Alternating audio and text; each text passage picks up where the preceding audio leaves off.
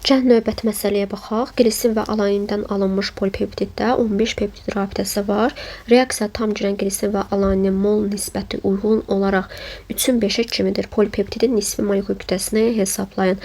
Əgər polipeptiddə 15 peptid rabitəsi varsa, 16 dənə demək ki, amin turşu neyini polikondensləşmişdir. 16 amin turşu polikondensləşdikdə polipeptid əmələ gəlir.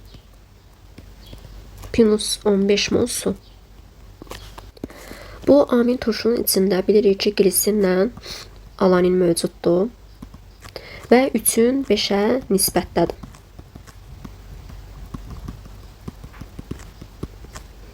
X buradan bərabərdir 2-yə. Demək ki, bu 6 olar, bu da ona bərabər olar. Yəni glisindən 6 mol götürülüb, alanindən isə 10 mol götürülmüşdür. Bizdən soruşub polipeptidin nisbi molekul kütləsini hesablayın. Yenə kütlənin saxlanma qanunundan istifadə edəcəyik. 6 vurulsun, glisinin kütləsi 75'dir. 10 vurulsun, alanin kütləsi 89 bərabərdir. X minus 15 vuraq 18'ə. X da buradan bərabərdir 1070'ə. Cavabımız olacaq 1070.